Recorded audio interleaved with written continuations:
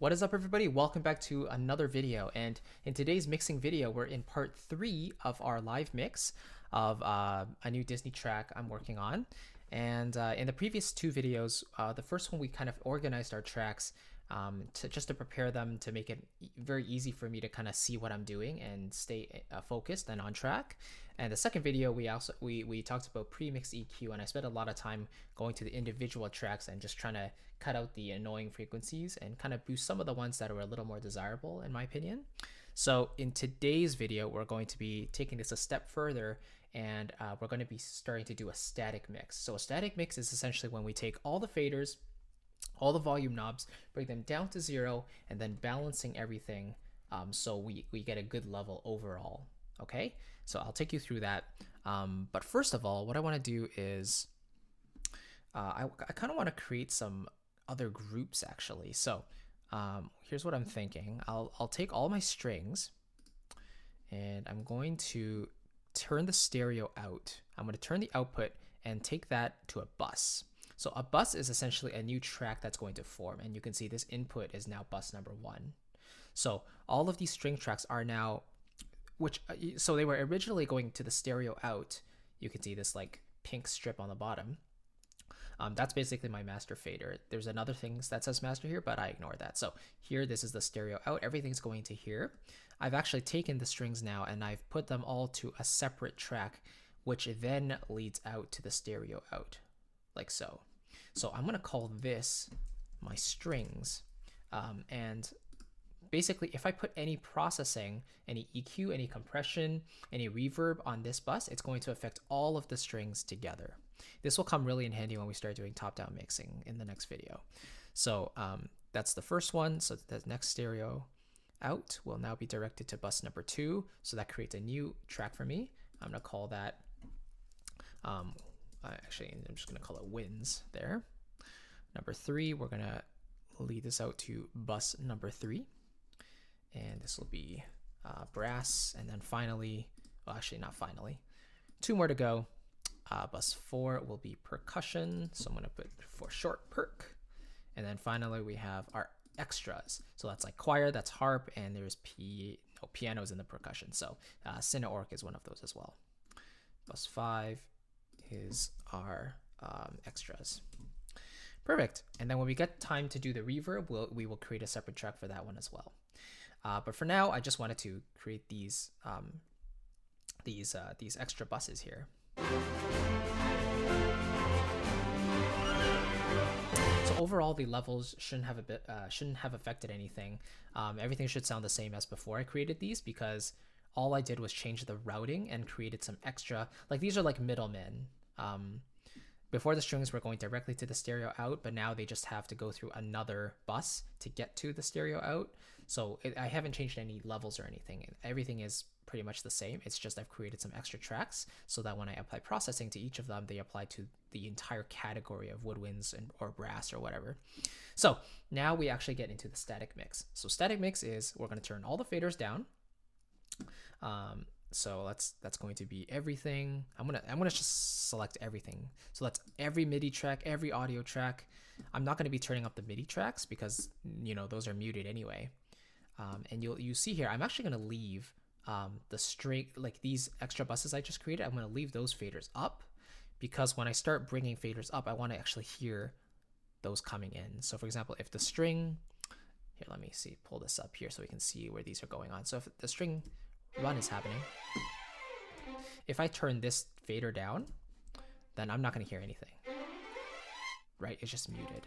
So I'm going to leave that on 0 for now, but everything else is going to be down to 0. Okay, so you might be thinking, well, now that we can't hear anything, if I press play, everything is silent, right? So the question is, what track do I start bringing up first? And in the quick tips video, I talked about bringing up the most important element first. And in this case, there's quite a few sections of this piece. So I'm going to choose the loudest section, and I'm going to choose the when the theme comes back. So the main theme has a brass line in it, so like 6 horns. I'm going to bring that up first, and first I'll find where that is. Here we go.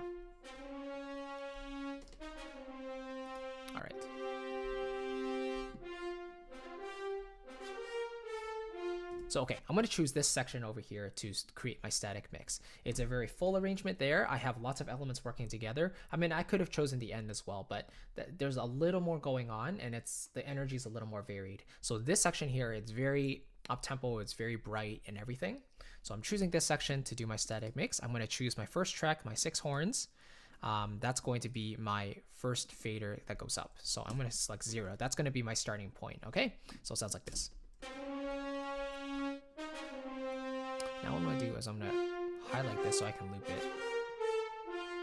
I guess I'll just go like that. All right, let's bring up stuff one by one. So I'm going to do the brass section first.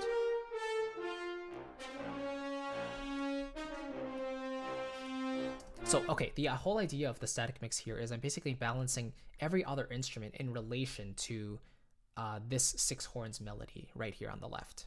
Okay, so every other instrument I bring up now is going to be centered around the 6 horns melody because that's taking the spotlight at the moment. So if anything overtakes the spotlight, then that's a bad thing. We want the 6 horns to be in the front and everything else is going to be sitting behind to support it. And that's how you basically get instruments to sit in front, like lead vocals, for example. How do you get those in front? You know, the most simple terms, you can just think of balance, volume balancing. Volumes have, the vocal has to be the loudest, everything else has to sit underneath. So, here we go.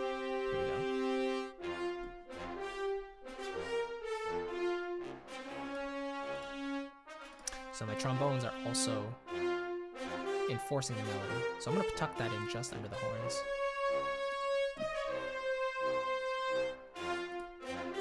Okay, so I want to also hear this part. So the horn solo doesn't matter as much because I'm not really working on that section yet. But I'll just bring it up here in the middle. There we go. Trumpets.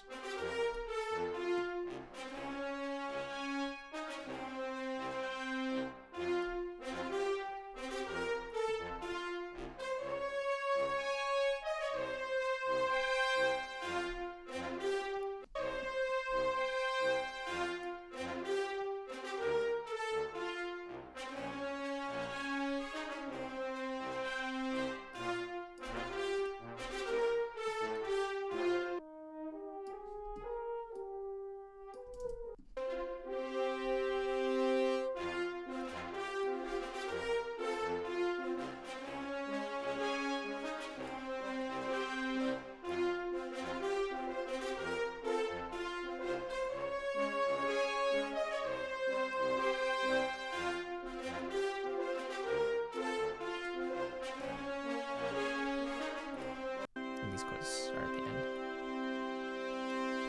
So those ones I'm just gonna not worry about too much right now. In this stage, I'm also going to do panning as well. So, you know, for the horns that I think are sitting too much in the middle, I'm just going to lean them to the left and right. Now, there's something called LCR, or left, center, right panning. And this is where you have instruments that are either directly in the center, instruments that are directly 100% to the left and 100% to the right. So these, this type of panning is more suitable for like pop and hip hop, where the realism is not so much of an issue. It's more of what will make the overall track sound good. But in orchestral music, we try to make everything sound relatively realistic relative to what it would sound like on a sound stage if a real orchestra was playing. So, you know, in this case, there's a couple instruments that are directly in the center, which I think if I spread them out a little bit to the left or right can kind of fatten the sound up a little bit and give us a little more width. So let's decide on these. Do I want the brass to go left and right? We'll think about it. But for me, as a general rule, I like to keep my melody lines in the center. The things that are up front and they're, you know, we want our center of attention on those, I directly put them in the center. And then the bass lines as well, they usually go in the center. Other things like runs and little textures, I tend to put those panned a little bit to the side. So.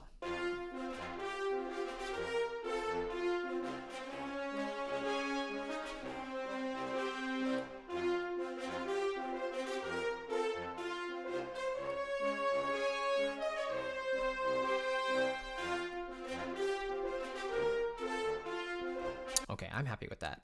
Let's keep on moving. Let's see what other instruments we can bring up. Let's do some strings next.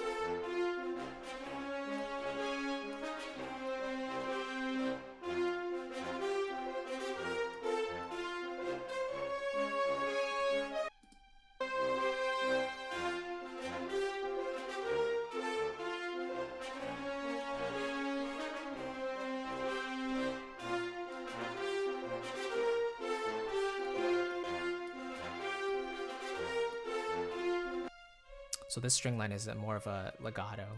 So it could be tucked a little further back here. Let's keep going.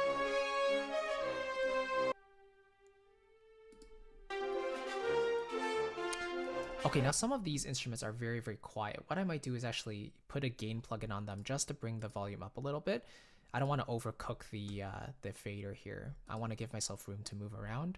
So if I put a gain plugin here, so let's gain right there. Just turn it up a little bit so I can hear it. There we go.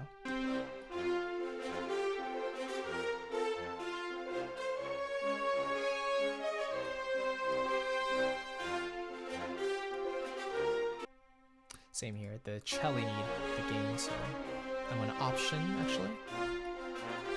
Drag it over.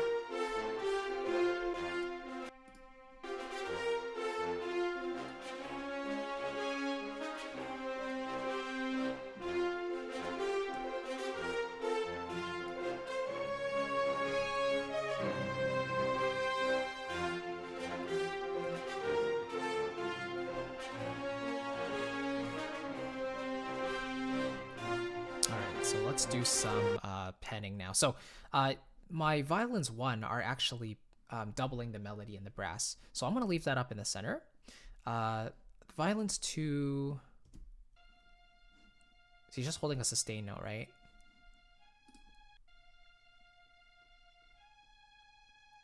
Very quiet as well. I think I'm going to apply the gain to that one too.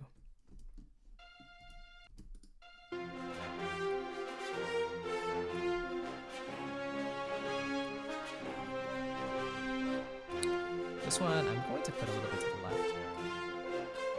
Violas to the right.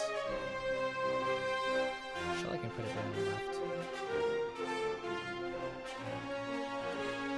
So this already opens up the width just a little bit, rather than having everything in the center. And then with all the other instruments, you're not really going to notice the separation as much, but it's going to be felt more rather than heard. So. Okay, these low strings, I'm going to keep them in the center.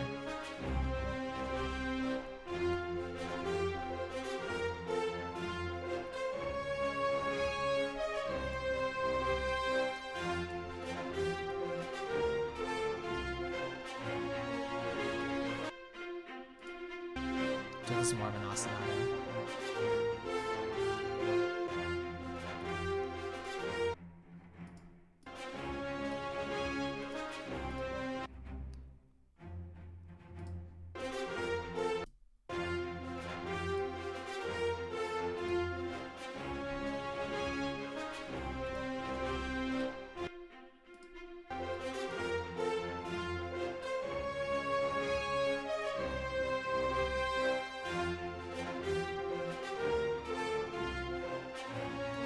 So the ostinatos I can tend to pan a little bit. I'm thinking because I actually have 2 ostinati going on. So that's actually one over here, the first one. I have to bring this up too.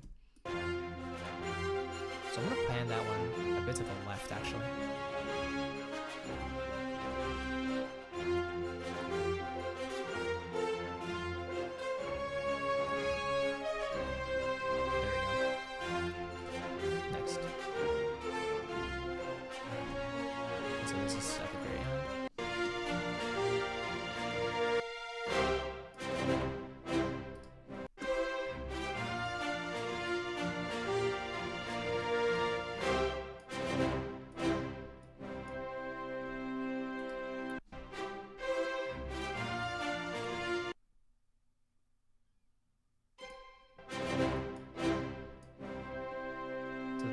So these are kind of like short violins that are just reinforcing these louder ones over here. So I can turn this one up a little more just to layer it in underneath.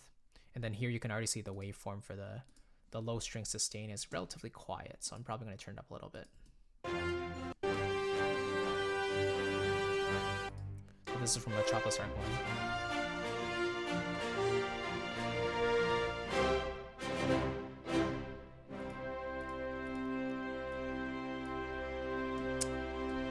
String runs, yeah.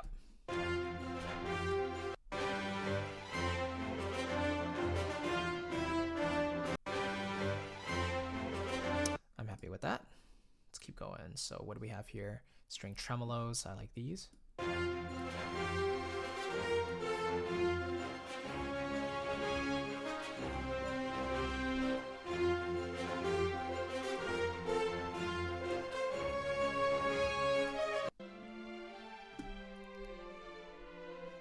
We'll worry about the quieter section in a little bit here, and especially we can use automation to really dial this in. Especially if there's one instrument that's doing multiple things, like if it's playing in multiple sections, then naturally it's probably going to want to be louder in one section, quieter in another. So right now the Berlin strings violins are playing this melodic section over here, but then they're stopping in this next section. So I can turn this up a little bit because I know it's probably going to take a melody line.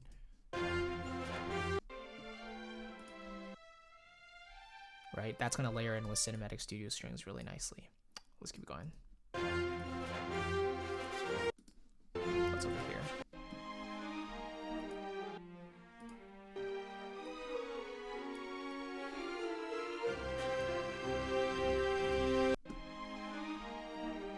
So we get this octave layering, which is really nice, I think. Cinematic Studio strings basses.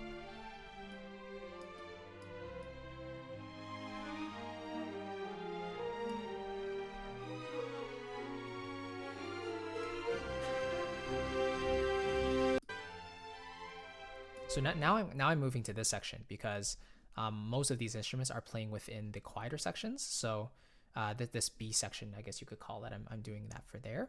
But if the instrument, like basically I'm going one by one, right? So the next instrument I get to, if it's playing in the loud section again, I'm just gonna go back to that section. So.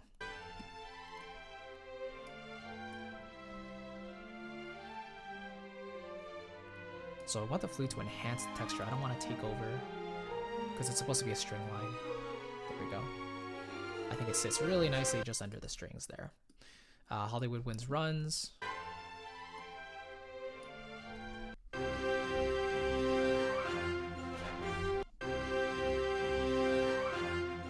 a little higher.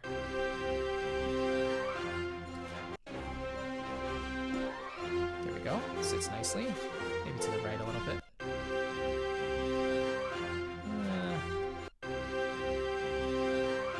There we go, slightly to the right of center.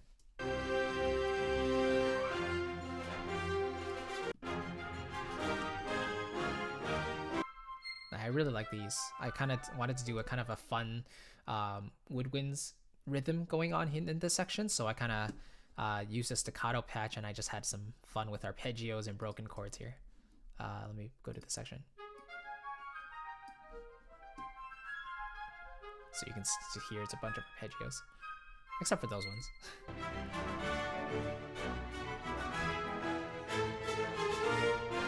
we go.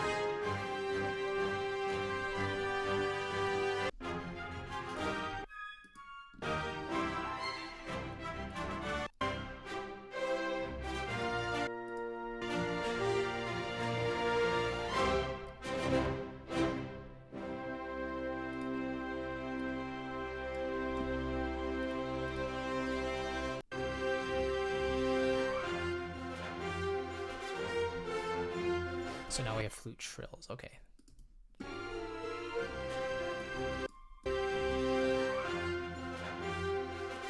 want them too loud.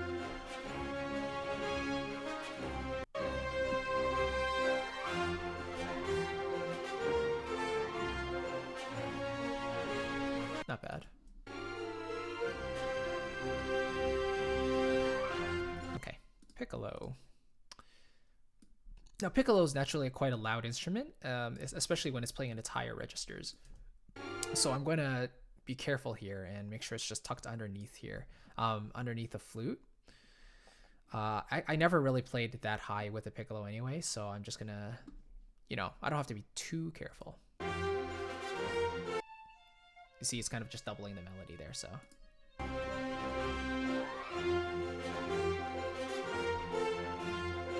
It's another kind of texture, Pan that one left. Okay, bassoon, quiet section.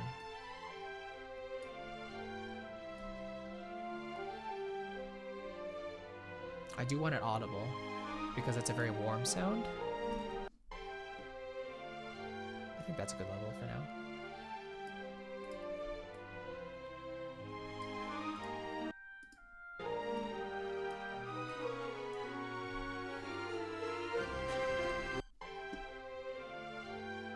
I want to hear a little more of that oboe, so I'm going to drag this over.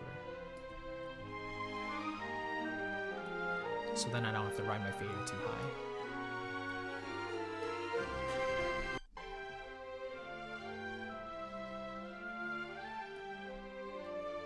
Nice. Okay, timpani, here we go. Let's go percussion. Let's move over.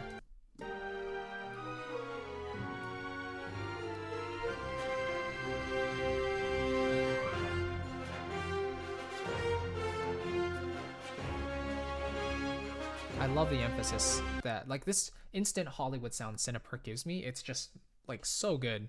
So I really want to hear that timpani, and especially the hit, which we did in the previous video. We did the premix EQ to get rid of the excessive room frequencies. And then I accentuated some of the stick sounds, impact sounds. There we go. So now instantly we get low end right there. Beautiful. Okay, cymbals are, you have to be careful with these. You don't want them to be too noticeable. That's pretty good.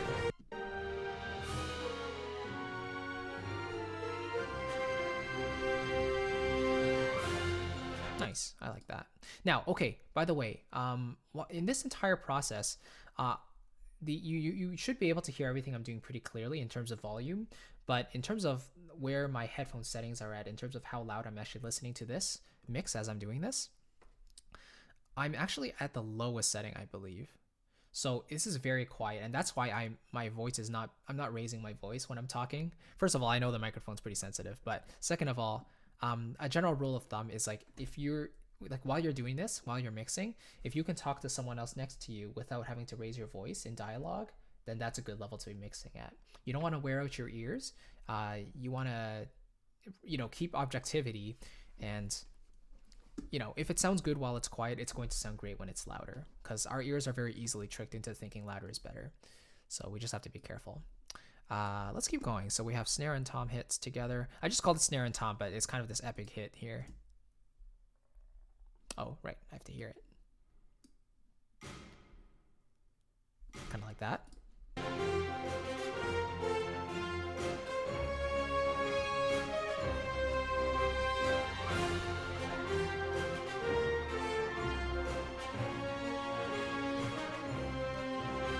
think that's good enough.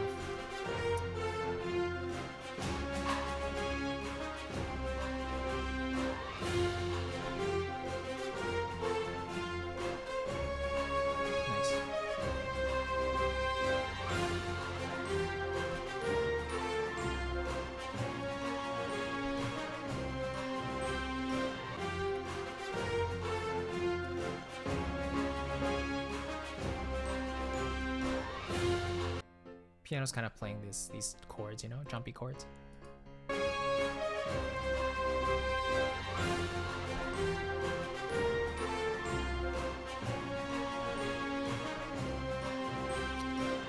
Now I'm just thinking here, I don't really want to pan anything. Maybe the Glock. Let's see.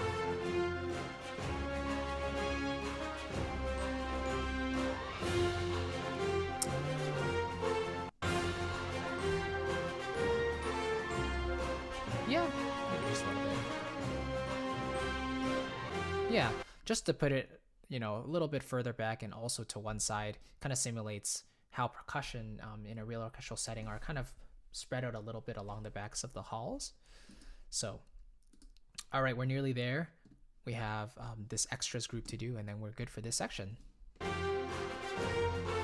So Cineorc is the orchestral glue. I'm going to bring it back here for the quiet section.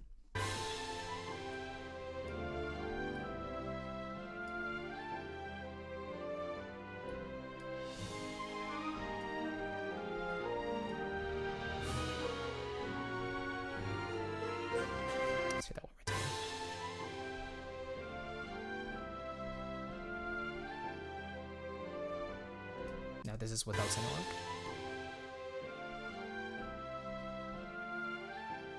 And with.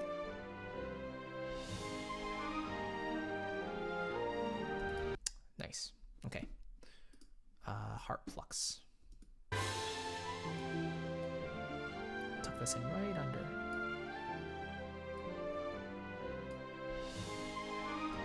Nice. Things will go with it.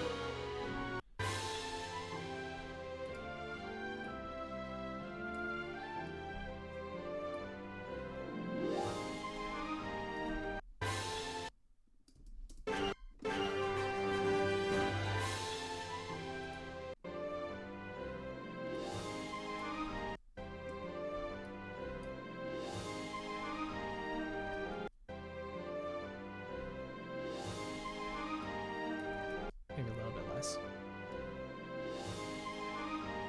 The thing is, the harp pluck is supposed to be one of those textures that's not really heard but felt again.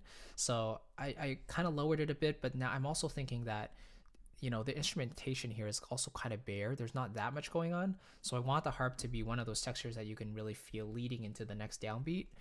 That's why I'm having this bit of debate with myself. Maybe just a touch lower. That's good. Okay, choir. Here we go.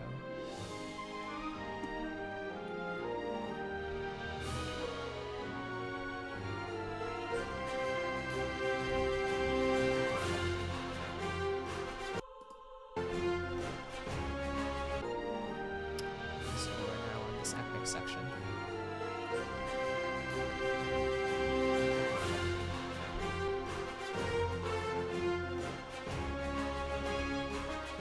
You hear how it sits underneath everything. It's not overtaking the main melody, which is very important.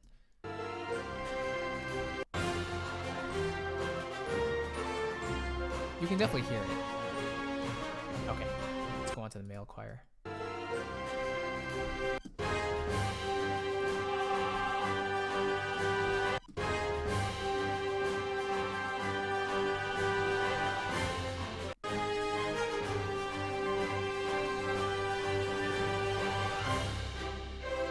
Okay. Now we're down to the female choir staccato. So now I'm gonna loop this part because I can see the waveform is there. That's where they're singing.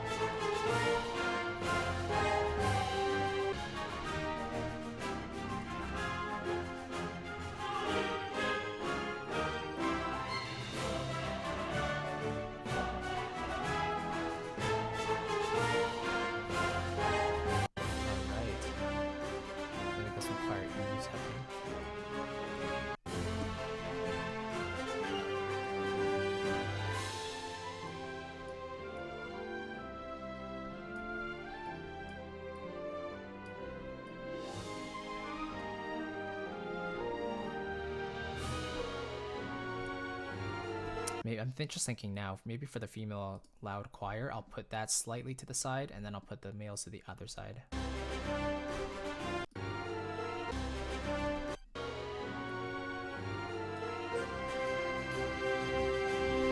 little bit of spread in that case.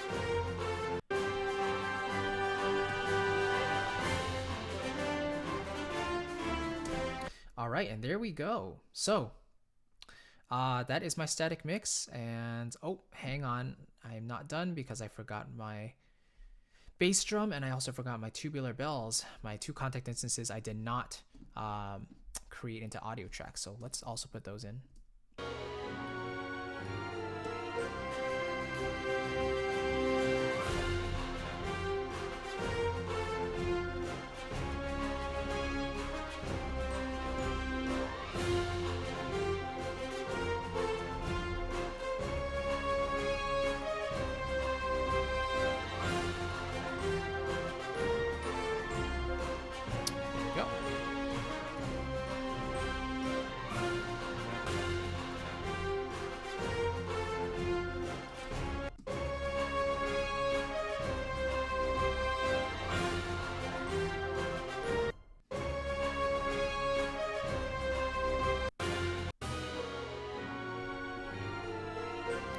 effects on the side as well.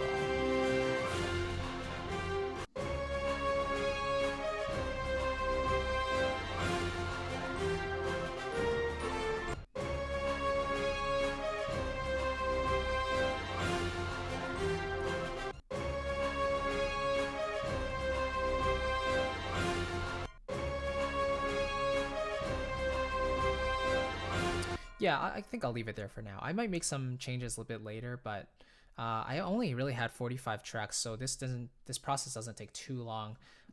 This could take up to hours, however, sometimes, but this is one of the most crucial parts, if not the most crucial parts of the mix, because what we're doing is we're setting a relative balance for everything else to be kind of set around. You know, like we chose one instrument, like the horns, to be the main melody. Then we're bringing all the other instruments around up around that, and so this results in a good balance, at least for that one section. Now, of course, this balance is not going to be good for every other section because of the dynamic variance and all the instruments, but that's where automation comes in, and then we can draw in little volume changes later. But it's good to establish a basic static mix first, just so you can get a sense of how loud the instruments should be in relation to each other. So close this back up. And yeah, that is basically my static mix. And again, you can see here, I haven't really touched these faders here. I can always do that a little bit later after we start doing the top-down mix. And in that process, we really start getting into the meat of plugins and all that good stuff. So I hope this video helped you. Again, a very, very crucial step, this static mix. I hope this live demonstration is, somewhat valuable to you. And if you haven't yet, please download the mixing checklist down in the description box below. It's my, go-to framework for mixing. I find it's very, very reliable. I can have a set of goals that I want to get to. I know what I have to aim towards every step of the way. So it just gives me a clear sense of, everything I'm doing along the way. So download that framework. It's free for you in the description box below. Just download it right now and you can follow along with these videos as I'm working through the mix. So thank you so much for watching. I really appreciate it. I will see you in the next video and have a wonderful day. Bye-bye.